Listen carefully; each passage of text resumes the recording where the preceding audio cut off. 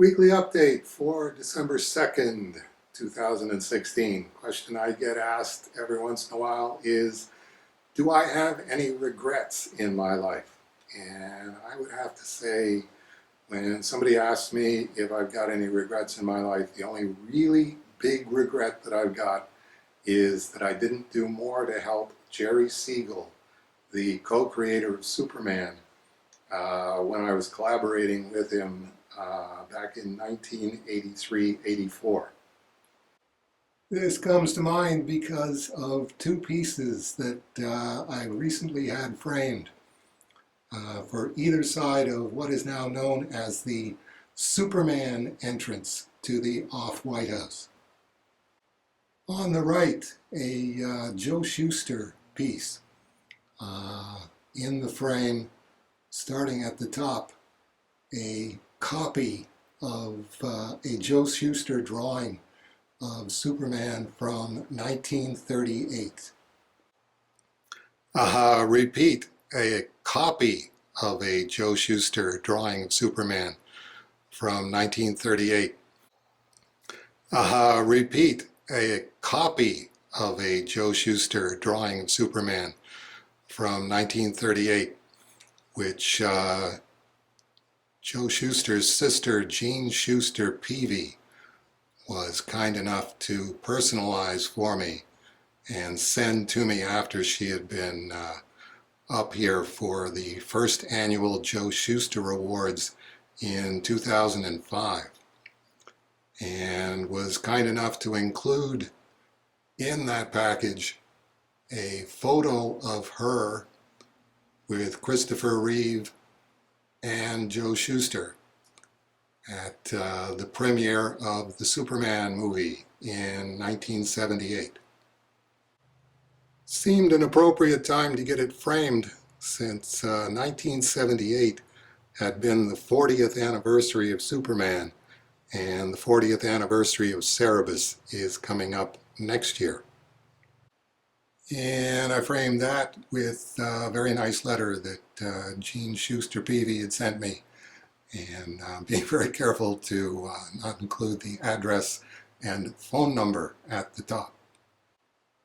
And to the left of the Superman entrance is a two-page letter from Jerry Siegel, dated January 1984. Dear Dave, I think you did a terrific job on the Ricky robot artwork. They say today's comic book market very much needs comic books for kids. In the Ricky robot art, you managed to capture something that went out of the field long ago and deserves to come back. A lovable character which appeals to both kids and adults alike. I just received Denny's letter of January 4th, in which she writes that if I am still interested in doing further stories with you, to contact you as your schedule for 1984 is filling quickly. Of course I'm interested. I have several projects in script form. Among them is The Fabulous Misfits, a satire on superhero comics. The scripting is as wacky as some of the zany scripting I wrote for Mort Weisinger. When fans write letters about Weisinger stories, they don't seem aware that I wrote a number of them, which are considered classics. I can either send you the script for the Fabulous Misfits graphic novel for your consideration, or slightly alter the beginning of the Misfits graphic novel into a series of unique stories. Continued episode scripts. Four-paged episodes would cover the introduction of all the lead characters, revealing in action comedy sequences how they got their strange powers, and the 4 episodes would end at the point where a Fabulous Misfits comic book could carry on the story if the readers liked the super lunacy. Or you could do the entire graphic novel in some other format if you wished. Another project of mine is my graphic novel in script form, Zongola the Ultroid. I think it is unique. Again, I use the scripting technique of the mags you found interesting enough to collect. Zongola and his friends/foes are quite far out. The victimized Zongola and his newfound criminal pals become buccaneers in a far future era where justice is a travesty. Zongola reforms and battles the vengeful attack of his enraged, awesome-powered former buddies. Bizarre, exciting visuals. I could adapt the opening part of Zongola into a unique stories series with possibilities of continuing Zongola in a comic book of his own. Or it could begin as its own comic book, if that interests you. Or it could be a graphic novel album.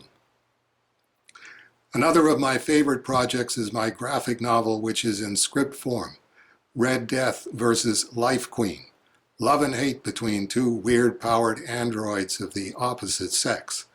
It's kind of bizarrely sexy, but if it ever gets published, I think comics fans will remember it as an offbeat classic.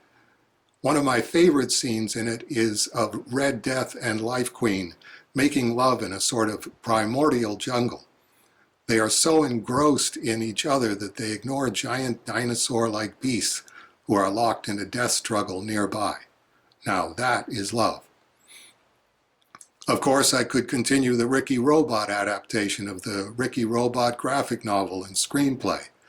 I think the material which follows those first two episodes you have already drawn would be just right for your art style. You are celebrated for your satirical material, but the art you did for Ricky Robot demonstrates very interesting other facets of your creativity. Like you, I don't think much of mere plot outlines. The fun and creativity happens when you are injecting unexpected developments and touches while preparing what will become the completed material. Let me know what you suggest I do about doing further stories with you. Best to you and Denny. Sincerely, Jerry.